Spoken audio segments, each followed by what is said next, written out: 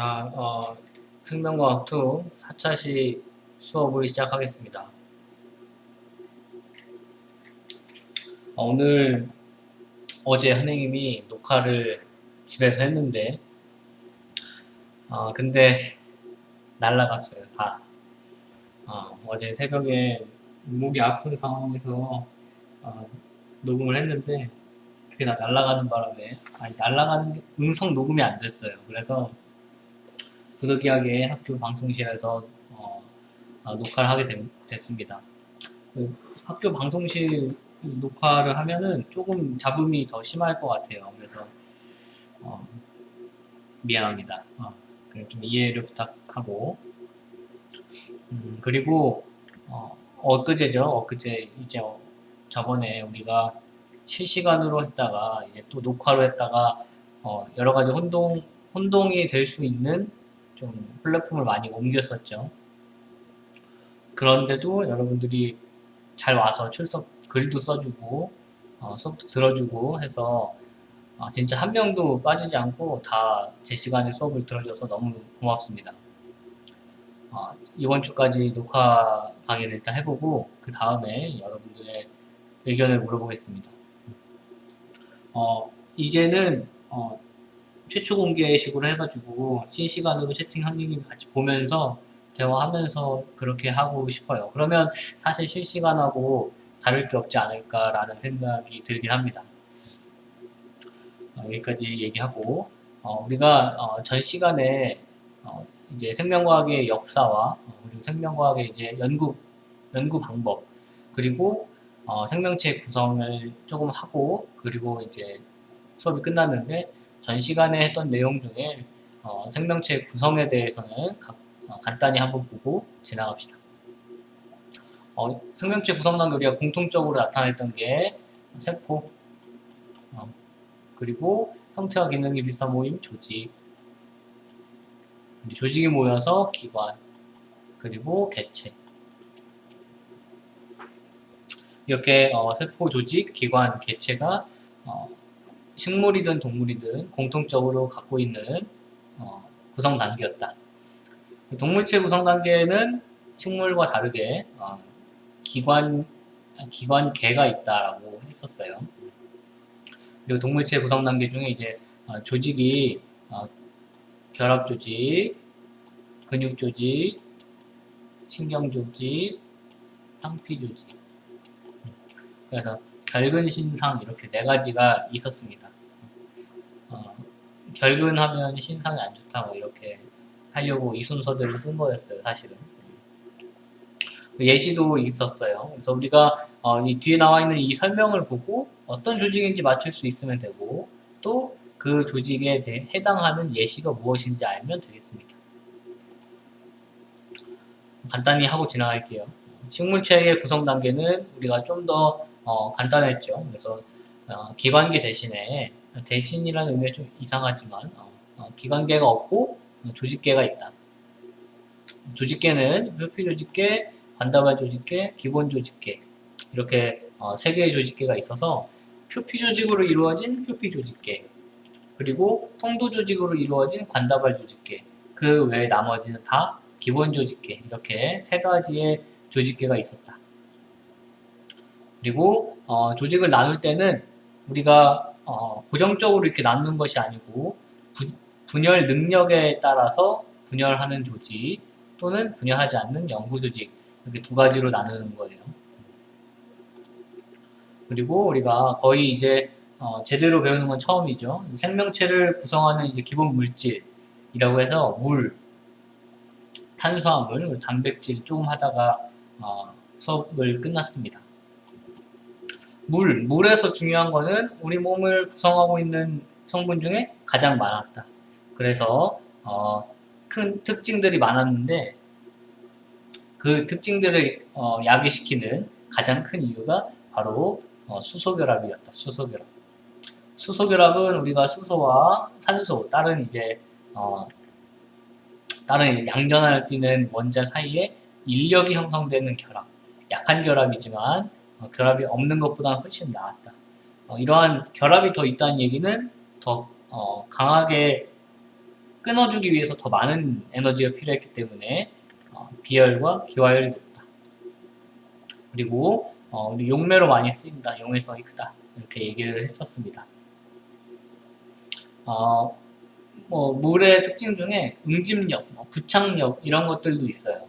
이런 것들도 다 수소결합에 의해서 나타나는 현상, 특징입니다. 탄수화물은 우리가 당의 개수에 따라서 단당류, 이당류, 다당류로 나눴고 단당류는 우리가 종류가 포도당, 과당, 갈락토스가 있었다. 그래서 이당류에서 엿당, 설탕, 젖당, 포화갈, 역설적 이렇게 했었죠. 다당류는 단당류가 엄청 많이 결합되어 있는 형태가 이제 다당류였는데 종류에는 녹말, 글리코젠, 셀룰로스가 있다. 식물의 저장 탄수화물은 무조건 녹말이다. 녹말. 동물 우리의 저장 탄수화물은 글리코젠이다. 식물 세포의 세포벽을 이루는 주요 성분은 셀룰로스다. 이렇게 우리가 같이 전 시간에 채워봤습니다. 단백질, 아미노산과 펩타이드 결합. 우리가 생명체에서 단백질을 구성하는 아미노산은 20가지이고 여러 개의 아미노산이 펩타이드 결합으로 연결된 것을 폴리펩타이드라고 한다. 그래서 우리가 이렇게 이 구조를 보고 펩타이드 결합이라는 것을 알 수 있으면 됩니다. 그리고 N말단에서 C말단으로 끝난다. 우리가 따로 정리하지 않았어도 이 탄수화물, 단백질, 그리고 지질, 핵산 이런 것들은 기본 구성 원소도 우리가 알고 있어야 됩니다. 그래서 우리가 한번 정리를 하면 탄수화물은 탄소, 수소, 산소 그리고 뒤에서 배우는 지질도 탄소, 수소, 산소 단백질은 탄소, 수소, 산소, 질소, 드물게 황 그리고 핵산은 탄소, 수소, 산소, 질소, 그리고 인산이 있었죠. 그래서 이렇게 이 구성원소도 알아야 한다. 우리가 이 구성원소에 대해서는 사실 생명과학 1에서 노폐물의 배설 과정을 할 때 잠깐 이제 다룬 적이 있습니다. 그래서 우리가 질소가 있기 때문에 요소로 전환되어서 배설이 된다. 그 요소로 전환되는 기관은 간이었다. 간은 그래서 배설계에 포함되는 것이 아니고 그렇죠. 소화계에 속한다. 이게 이제 포인트였죠. 문제에 가장 많이 나오는 내용이었어요. 그래서 이거 탄초, 지초, 단백질은 촌스럽고 핵산은 촌프다. 네? 뭐야 그게? 그냥 읽은 거예요. 탄초, 지초, 단백질은 촌스럽고 핵산은 촌프다.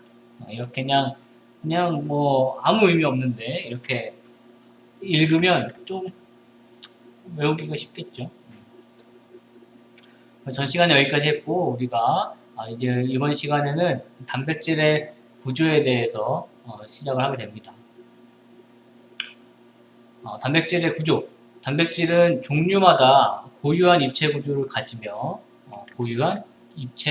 가지며 그에 따라 특정한 기능을 나타낸다. 이 얘기는 결국 구조가 기능을 나타낸다는 이야기예요. 우리가 1학년 때 효소에 대해서 잠깐 배웠었습니다. 그 효소에서 효소하고 결합하는 물질을 기질이라고 했죠. 기질. 그러면 효소는 기질에 대해서 모든 기질과 결합하는 것이 아니고 특정 기질하고만 결합한다. 그 특성을 기질특이성이라고 했다. 그 기질특이성이라는 게 기억이 나죠. 그러면 우리가 그 기질특이성이라는 게 나타나는 이유는 효소의 기질결합 부위와 구조적으로 맞았을 때 그 기질특이성이 나타난다고 얘기를 했습니다. 그러면 그 효소의 기질결합 부위의 구조라고 했어요. 구조. 그 구조는 입체구조겠죠. 이 입체구조가 다르면 결합하는 기질의 종류도 다르겠죠. 그러면 다른 효소의 기능을 띠겠죠. 단순히 생각하면 우리가 가장 흔히 알고 있는 아밀레이스는 탄수화물, 녹말 분해하죠. 왜? 그 탄수화물 녹말과 결합할 수 있기 때문에. 왜? 구조가 맞기 때문에. 그 구조는 결국 기능을 나타내게 됩니다. 그래서 단백질은 구조가 곧 기능을 나타낸다. 그러면 그 구조는 어떻게 나타낼까? 어떻게 결정이 될까? 이 입체 구조는 단백질을 구성하는 아미노산의 종류, 수, 배열 순서에 의해서 결정된다.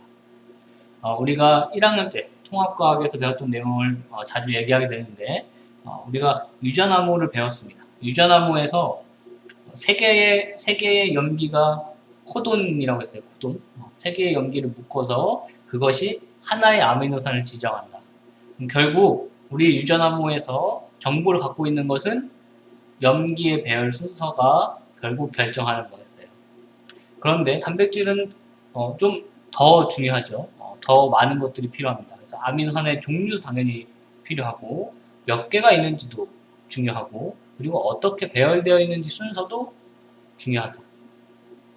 이 세 가지 아미노산의 종류, 수, 배열 순서에 따라서 결국 구조가 달라지고 구조가 달라지면 기능이 달라진다. 여기까지 정리가 되죠. 이러한 구조를 또 나누겠죠. 또 나누면 1차, 2차, 3차, 4차 이렇게까지 나눕니다. 무슨 4차까지 가나 싶은데 1차부터 살펴보면 1차 구조는 단순하게 아미노산이 단순하게 연결되어 있는 것을 1차 구조라고 한다.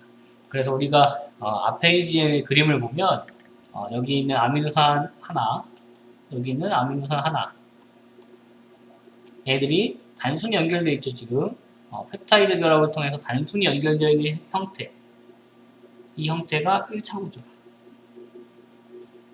그래서 1번, 2번 번호는 그냥 선생님이 그냥 매기는 겁니다. 쭉쭉쭉 그냥 단순히 펩타이드 결합으로 연결되어 있는 이 형태를 1차 구조라고 한다.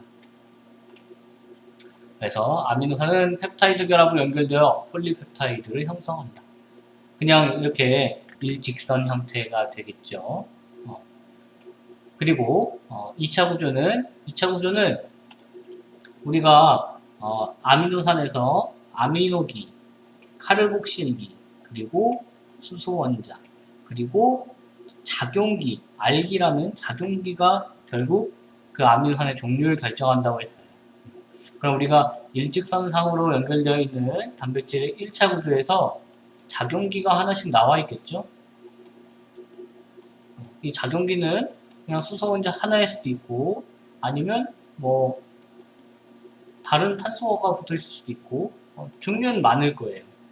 그 종류가 20가지라고 한 거야. 얘네들끼리 결합이 나타날 수도 있습니다. 우리가 물에서 했죠. 이 수소결합.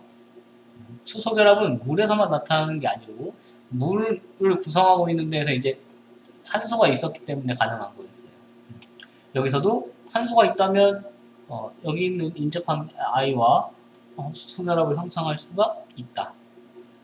그래서 2차 구조는 이렇게 1번, 4번끼리 수소결합이 일어나면 서로 가까워지겠죠.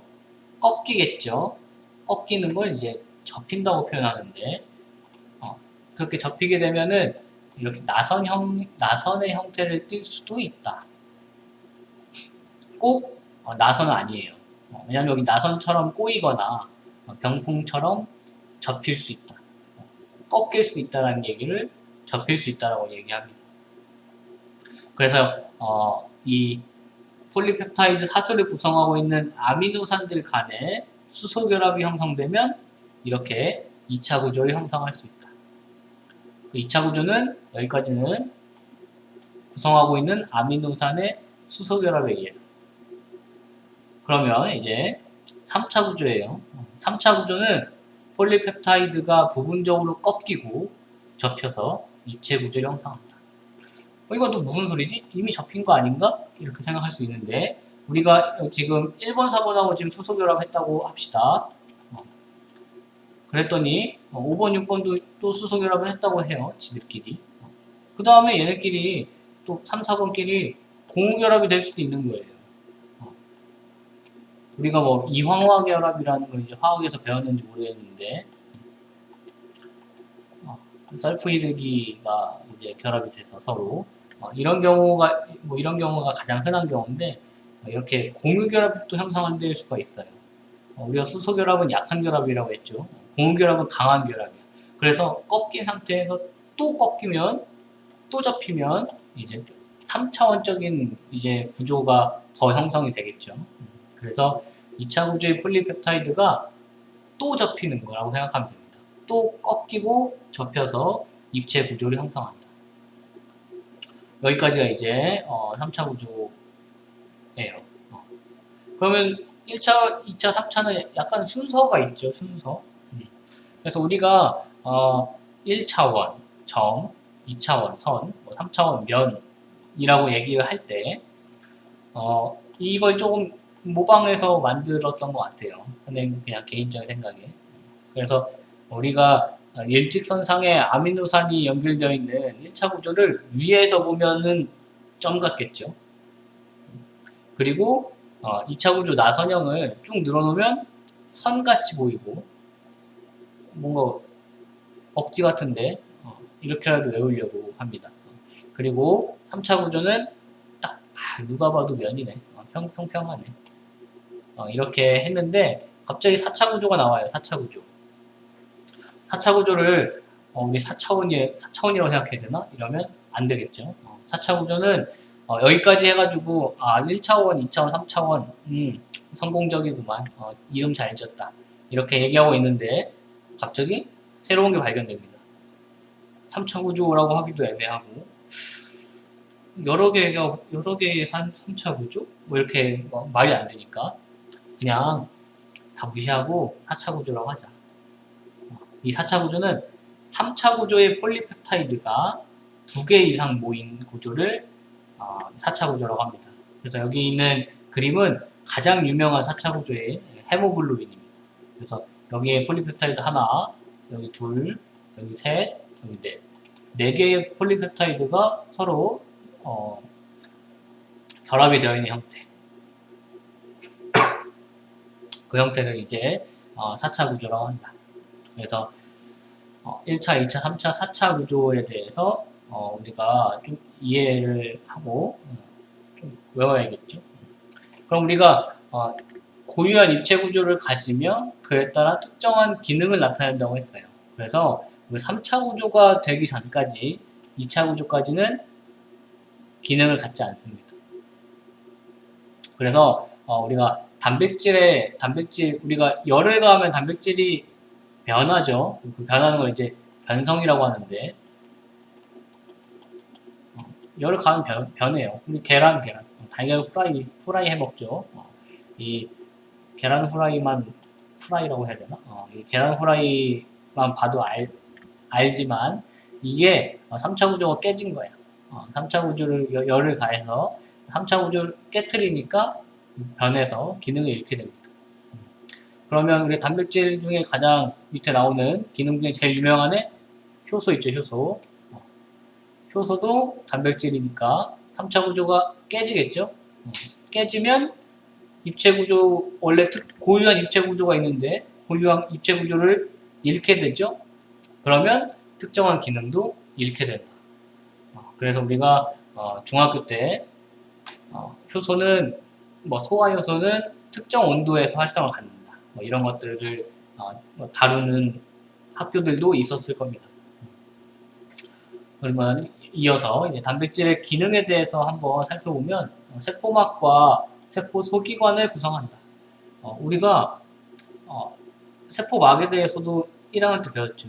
세포막은 인지질과 단백질로 구성되어 있다. 그 단백질을 이제 주로 우리가 막단백질이라고 얘기를 하죠. 그리고 세포 소기관을 구성하기도 한다. 요건 이제 뒤에 가서 또 자세하게 합니다. 효소의 주성분으로 물질 대사에 관여하고 호르몬의 주성분으로 생리작용 조절하며 또는 또 항체의 성분으로 방어작용에 관여하기도 한다. 그래서 우리 호르몬들 중에 단백질 호르몬이 있어요. 뒤에 가서 이제 단백질이 아닌 호르몬도 이제 하게 되는데 단백질 호르몬도 있다. 그리고 항체는 이렇게 Y자 모양이었죠. 그래서 이 항체도 단백질이다. 아미노산으로 구성되어 있다.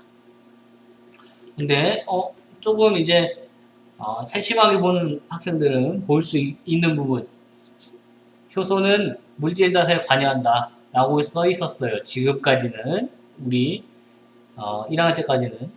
지금은 효소의 주성분으로 이렇게 나와 있습니다. 우리가 이번 2단원의 마지막이 효소에 대해서 배웁니다. 효소는 뭘로 구성되어 있어? 이러면 우리는 단백질이요, 아미노산이요 이렇게 얘기해요. 그건 이제는 주성분입니다. 주성분. 효소는 단백질을 제외하고도 다른 성분들이 포함되어 있습니다. 그걸 이 단원 마지막에 배웁니다. 스포예요. 스포를 좋아하지. 그리고 이제 세포막을 구성하는 막단백질 중 일부는 세포 안팎으로의 물질 출입을 조절한다. 그래서 우리 생1에서 많이 했었죠. 나트륨 통로, ATP 펌프. 글씨 쓰기 엄청 힘들죠. ATP 펌프, 칼륨 통로, 여러 가지 다 이 통로가 있을 수 있다. 그래서 우리는 1학년 때 우리 괴산고등학교 3학년들은 통로 쓸게요. 그냥 너무 힘들어서. 통로가 있고 또 운반체라고 있었어요. 운반체. 통로와 운반체. 이것도 뒤에서 우리가 세포 막단원에서 자세하게 다루게 됩니다. 이 애들이 이제 막단백질이다. 그리고 적혈구의 헤모글로빈과 같은 단백질은 물질 운반을 담당한다. 그래서 우리 몸에서 주로 단백질들이 이제 물질의 운반을 좌지우지하는데 그 단백질들은 이제 혈장 단백질이라고 얘기를 많이 합니다. 들어본 친구도 있을 수 있는데 알부민이라고 유명한 애고, 우리 항체를 영어로 이제 글로불린이라고 해요. 글로불린. 근데 이제 알파 글로불린이냐, 베타 글로불린이냐, 지금 얘기하는 건 몰라도 됩니다. 이러한 이제 혈장 단백질들이 종류도 많고 우리 몸에서 굉장히 중요합니다. 여기서 이제 하나 얘기하면 이 혈장 단백질에 대해서 개별적으로 과제도 아니고 평가에 반영되지 않습니다. 혈장 단백질에 대해서 이제 조사를 해서 하나에서 파일로 제출하거나 또는 등교 계약 후에 이제 서면 별로 안 좋아하는데 파일로 내든지 이렇게 해서 여러분들 이제 보건 계열, 간호 계열 쪽은 조금 교과서 쪽에 반영하면 좋지 않을까 그런 개인적인 생각을 합니다. 여담이었고 과제 아니다. 그리고 이제 지질 색깔 바꿨죠. 지질은 우리가 이제 지방이랑은 전혀 이제 다르게 쓰죠. 우리가 지질은 물에 잘 녹지 않고 알코올이나 에테르와 같은 유기용매에 잘 녹는다. 그리고 탄소, 수소, 산소로 구성되며 질소나 인을 함유하는 것도 있다. 아까 탄초, 지초라면서요. 이 것도 있다. 대부분은 아니겠죠. 그래서 우리 인 함유하는 거 배웠잖아요. 그죠? 바로 인지질이다, 인지질. 그래서 여기 써있는 알코올이나 에테르와 같은 유기용매에 잘 녹는 물질이다 라는 게 지질의 정의가 됩니다. 그래서 지질은 유기용매에 잘 녹는 물질이다.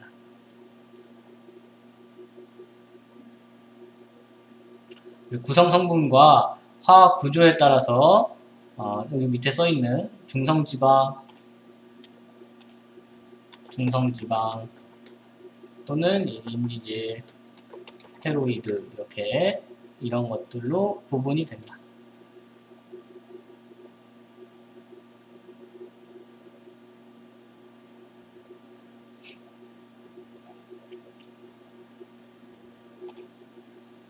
그래서 이제 중성지방을 구조를 보면 글리세롤 한 분자와 지방산 세 분자로 구성된다. 그래서 오른쪽에 이제 그림이 있죠. 글리세롤 머리에 지방산 꼬리가 3개 붙어 있다. 인지질은 싸가지가 없는 놈이었어요. 그래서 다리 한 짝을 잃고 짝다리를 짚고 있다. 짝다리를 짚고 있다. 그리고 머리에 머리를 글리세롤 때는 아주 단정하게 있었는데 인산을 하나 딱 붙였어요. 염색을 한 거지. 인산을 딱 붙여가지고 이 인산에 의해서 극성을 갖게 됐다. 극성을 갖게 됐다는 얘기는 친수성이라는 얘기겠죠. 친수성. 그 위에 콜린이라고 써 있어요. 콜린.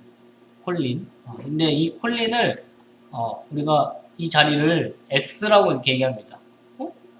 미지의 X 할 때 그 X예요. 그래서 이 X 자리에는 콜린이 들어갈 수도 있고 다른 물질 뭐 스핑고마이엘린 뭐 여러 가지 물질들이 들어갈 수 있다. 그래서 우리는 콜린을 외우지 않아도 됩니다. 우리가 이 수업을 들으면 또 안 해도 된다라는 얘기를 하면 좋죠. 별거 아니게도. 그리고 이 지방산 꼬리가 짝다리 짚고 있어서 갖는 특성이 세포막은 유동적이다라는 특징이었습니다. 그리고 스테로이드는 고리구조 4개로 되어 있다. 그냥 고리구조 4개로 되어 있다. 이 스테로이드의 가장 유명한 애가 콜레스테롤. 콜레스테롤이 그거였어요? 그거예요. 그리고 성호르몬. 이것도 유명하죠. 스테로이드 호르몬 이렇게 얘기하죠. 그리고 부싱어질 호르몬 등이 구성 성분이 될 수 있다.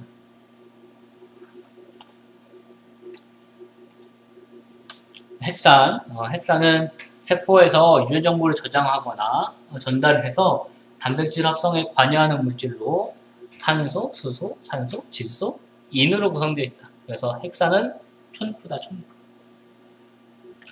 종류는 DNA와 RNA가 있다. 우리가 핵산은 정말 많이 했었죠. 핵산 정말 많이 했어가지고 여러분들이 잘 알고 있다고 생각을 해서 이 표도 다 채워놓은 거예요. 빈칸으로 안 놨습니다. 기본 구성 단위는 뉴클레오타이드이며 뉴클레오타이드는 인산, 당, 염기가 1대1, 1대1로 되어 있다. 그래서 인산, 당, 염기가 1대1, 1대1로 되어 있다. 이 당이 5탄당이다. 5탄당. 탄소가 5개인 당이다. 우리가 아까 탄수화물 할 때 없었죠? 여기 있는 애들은 6탄당이야. 6탄당. 탄소가 6개 있는 애. 탄소가 6개 있는 6탄당이고 얘는 5탄당이다. 이 5탄당의 종류가 2가지가 있었어요.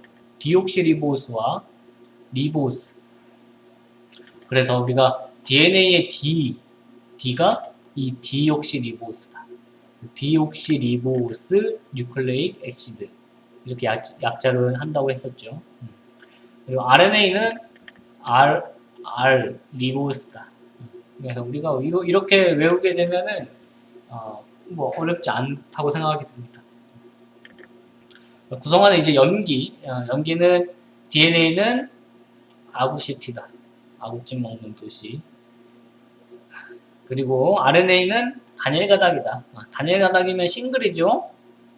싱글이지. 아가씨요 이렇게 합니다. 이렇게 할 때마다 늘 좀 현타가 오는데 선생님이 만든 거라 자부심을 갖고 쓰려고 합니다. 어렵지 않죠? 그리고 DNA의 기능은 유전 정보를 저장한다. 뭐 어렵지 않다. RNA는 유전 정보를 저장하고 단백질 합성에 관여한다. 에이? 뭐지? RNA는 단백질 합성에 관여. 그래, 유전, 전사돼가지고 번역할 때 넘겨주니까 단백질 합성에 관여하는 건 알겠는데, 유전 정보를 전달 아니 전달? 저장 잘못 쓰신 거 아니에요? 이렇게 얘기할 수 있죠. 아닙니다. 저장도 가능하다. 우리가 지금 왜 이러고 있어요? 코로나, 코로나 때문에 그렇지, 코로나. 그 코로나가 유전물질이 RNA입니다. 걔네는 RNA 바이러스죠. 그래서 RNA도 유전 정보를 저장할 수 있다. 핵산은 여기까지 하고, 우리가 이제 연습 문제를 1번은 풀 수 있다고 했어요. 그래서 풀어왔을 거라고 생각을 합니다. 그림 가와 나는 각각 동물과 식물의 구성 단계를 나타낸 것이다. A에서 C는 각각 기관계, 조직, 조직계 중 하나이다. 딱 보면 기관 다음에 아무것도 없다. 기관계가 없네. 나는 식물이다. 그러면 가는 당연히 동물이다. 그럼 동물은 세포 다음에 조직, 기관 다음에 기관계, 식물은 조직 다음에 기관. 다 채웠다. 기억, 동맥은 A, 조직에 해당한다. 동맥은 혈관이죠, 혈관. 혈관은 기관이다, 기관. 그래서 동맥은 기관이다. 조직은 혈액이라고 했어요, 혈액. 그래서 기억은 틀렸습니다. 니은, B는 기관계이다. 아주 잘 써왔다. 디귿, C에는 관다발 조직계, 기본 조직계, 표피 조직계가 있다. 이거 잘못 썼구나, 이거. 미안합니다. 지금 3시 반이라 졸리네. 새벽이 아니고, 오후인데. 조직계다, 조직계. 식물의 조직계는 관다발 조직계, 기본 조직계, 표피 조직계가 있다. 순서가 바뀌었지? 아주 잘 써져 있다. 그래서 니은 디귿이 4번이 됩니다. 이번 문제는 안 풀어왔을 가능성이 좀 있어서 지금 이 영상을 멈추고 1분 있다가 1분 줍니다. 1분. 그러고 이제 문제를 풀기 바랍니다. 풀고 듣길 바랍니다. 목이 너무 아파서 환절기 다들 조심하세요.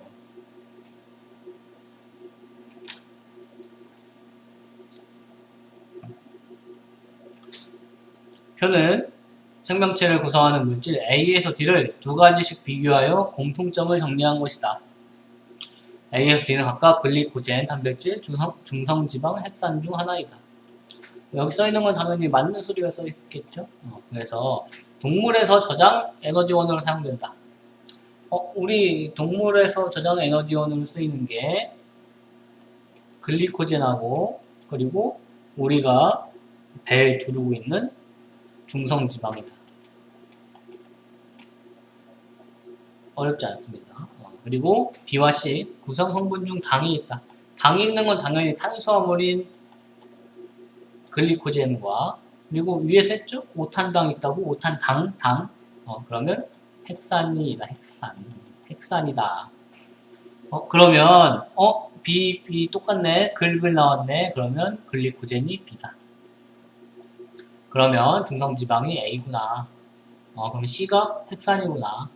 D는 안 봐도 단백질이겠구나. 이렇게 하고 넘어가면 됩니다.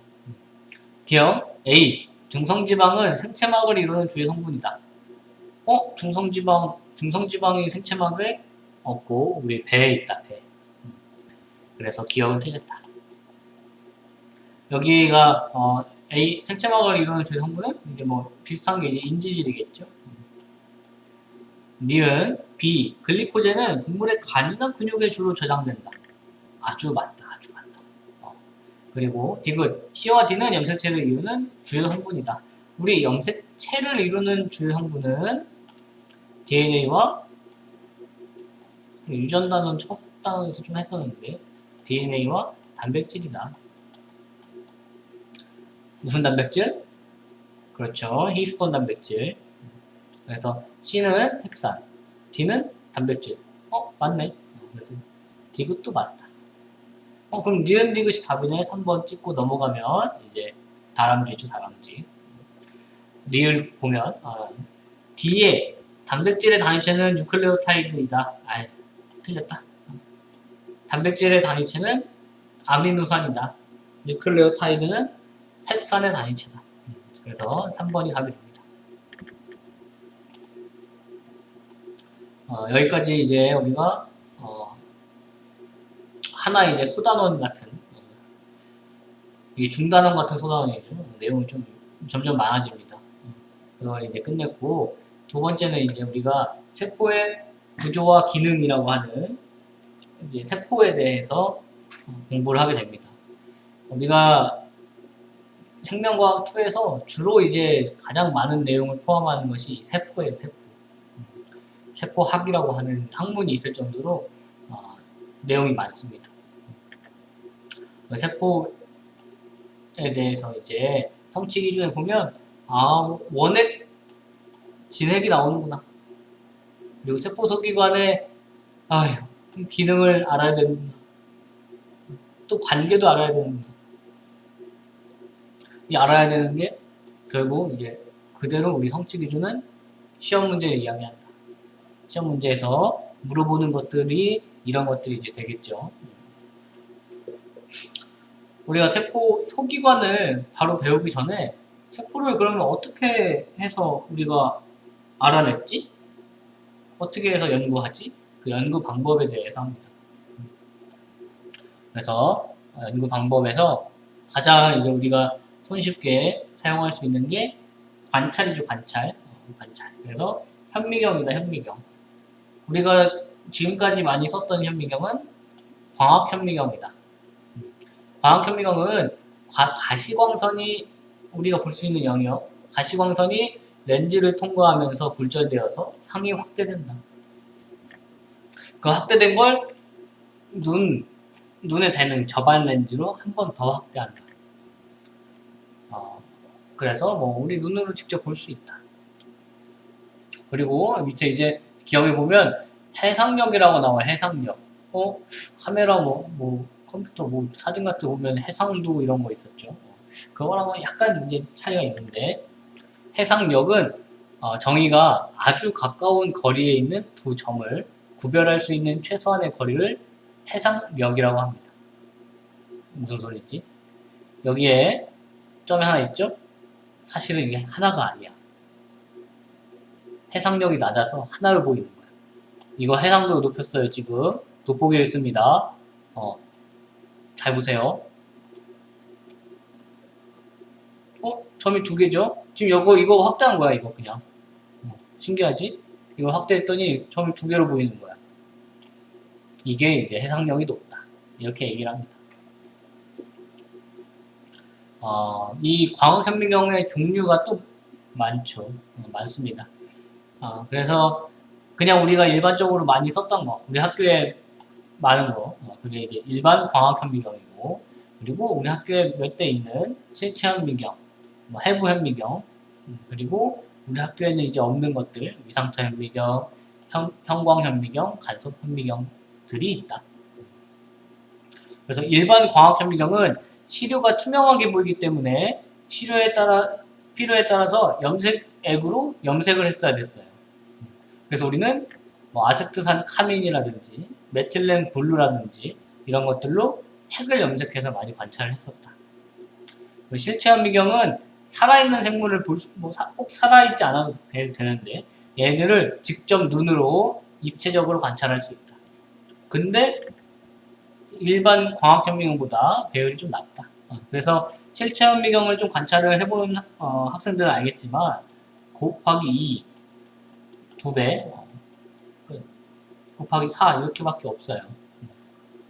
저반 렌즈를 20배짜리를 껴도 40배, 80배밖에 안 되는 거예요. 근데 우리 일반 광학현미경은 곱하기 1000까지죠, 1000. 잘 안 쓰지만. 위상차현미경은 물질을 통과한 빛의 굴절률 차이가 명암으로 나타난다. 그래서 왼쪽에 있는 그림을 보면 여기 이제 딱 명암으로 나타나죠. 이렇게 명암으로. 어둡다. 그래서 염색하지 않고 다 볼 수 있다. 편하죠.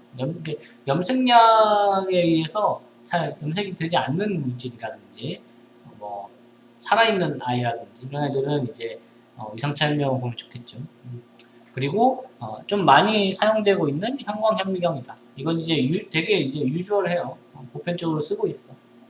형광염색액이나 형광항체로 특정 분자를 딱 표지해서 이 특정 분자가 어두운 바탕에 밝은 색으로 나타나게 됩니다.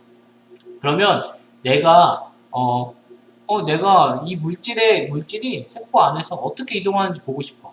그럼 이동한 다음에 계속 찍는 거야.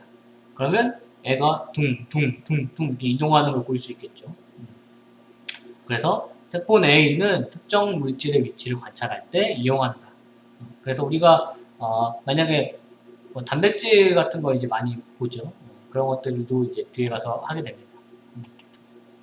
여기까지가 이제 광학현미경이고, 광학현미경과 대비되는 전자현미경이 나옵니다. 전자현미경에 대해서는 뭐 들어본 학생들이 좀 있을 텐데, 당연히 전자니까 전자선을 이용합니다. 가시광선을 이용하지 않고 전자선을 이용한다. 전자선을 이용하면은 장점, 좋은 점이 해상력이 높아져요. 파장이 짧으니까. 그래서 이런 장점이 있는데 단점도 있겠죠. 단점은 세포가 죽는다. 세포가 죽어요. 여기 살아있는 세포를 관찰할 수 없다. 그래서 이런 전자현미경의 종류가 첫 번째로 투과 전자현미경이다. 투과 전자현미경은 실을 얇게 자른 다음에 전자선을 투과시켜요. 말 그대로 투과시켜서 2차원적인 선 형태로 쫙 상을 얻는다. 그래서 세포나 세포 소기관의 단면 관찰하는데 아주 좋다. 그리고 밑에는 이제 주사 전자현미경입니다. 종류가 이렇게 두 가지가 있는 거예요. 이 주사 전자현미경은 셈이라고 해요. 셈. 투과 전자현미경은 템이라고 하고 약자가 좀 편리하죠. 그래서 주사 전자현미경은 시루를 자르지 않고 표면을 금속으로 이제 코팅, 방면 막 붙이는 거예요. 그 다음에 전자선을 쏘면 입체적인 구조니까 3차원적인 구조니까 거리에 따라서 이제 튕겨져 나오는 게 달라지겠죠. 그러면 그 튕겨져 나오는 2차 전자를 감지를 해서 그걸로 상을 나타내는 거예요. 겁나 신기하죠. 그래서 투과 전자현미경보다 해상력이 낮지만 입체 구조 관찰하는데 아주 좋다. 그래서 우리가 여기 보면 우리 교과서에 있는 그림입니다. 광학현미경과 전자현미경으로 관찰한 집신벌레 상 그림이 있습니다. 이건 광학 라이트 마이크로스코프 그리고 이거는 주사 전자현미경. 주사 전자현미경 방금 했죠. 3차원적인 구조를 볼 수 있다. 그래서 봐봐, 외부의 3차원적인 구조. 이 집신벌레가 막 털처럼 나와있죠. 이게 선모야, 선모. 선모를 이제 노젓기 운동으로 막 이렇게 빨빨빨빨 이렇게 노져 다니는 그 모습을 상상해보세요. 얼마나 귀여워.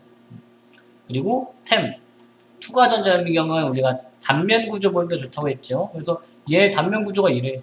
이건 조금 이제 징그러울 수 있죠. 이렇게 단면 구조를 볼 수 있는 게 투과 전자현미경이다. 그래서 우리가 밑에 셈 이렇게 써 있었죠. 템이 투과 전자고 셈이 주사 전자현미경이라는 걸 알아야 돼. 그냥 투과 T 주사 S 이렇게 외우면 좀 편합니다. 선생님이 이렇게 외웠어요, 사실. 시간이 좀 빠듯한데 우리가 선생님이 어제 녹화할 때 여기까지 나갔어서 가지고 여기까지 할 거야. 세포 분해법. 세포를 그러면 우리가 세포 소기관을 연구를 해야 되는데 세포 소기관을 분리를 할 수 있어야 될 거 아니야. 그 분리하는 방법이 바로 세포 분해법입니다. 얘네들은 어떻게 하냐면 밑에 이제 그림을 보면서 보면 세포 안에 세포 소기관이 있죠. 걔네들 분리하고 싶어. 그러면 일단 세포 소기관을 꺼내야 될 거 아니야. 그러면 세포를 부셔야겠죠. 부셔버려야 돼. 그 부셔버리는 게 이제 균질기를 이용해서 세포를 부수면 파쇄한다. 왜냐면 우리 식물세포 같은 경우는 세포벽, 셀룰로스가 있죠. 단단하잖아. 그래서 이런 균질하는 작업이 필요합니다. 그 다음에 이제 원심 분리기에 넣고 막 회전시켜요. 이렇게 그림처럼. 그러면 회전시키니까 원심력이 발생하죠. 그러면 바깥쪽으로 크고 무거운 애들이 바깥쪽으로 나가게 됩니다. 그래서 이렇게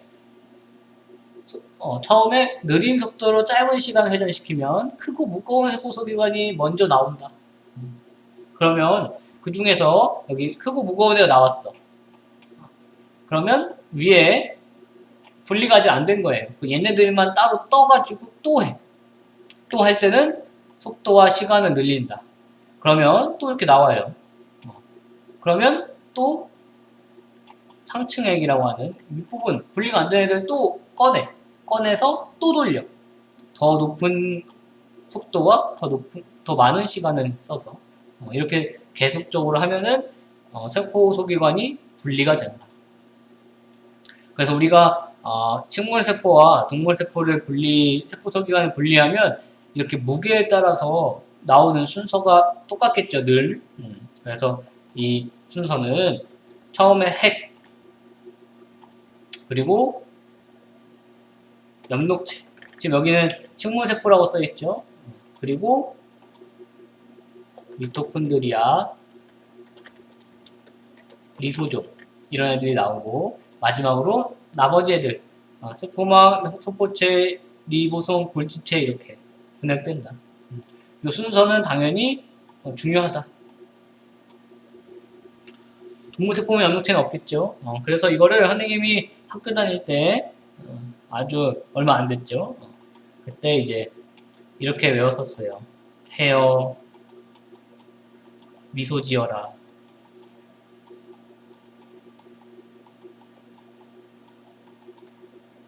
이거 뭐야 이게?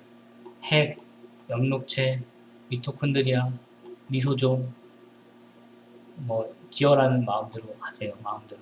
이 앞에 있는 게 순서가 중요해서 헤어, 미소 지어라 이렇게 외웠었습니다. 여기까지 이제 세포 분해법까지 이제 우리가 했습니다. 어제도 그렇고 이제 두 번째 수업을 하게 되는 건데 사실은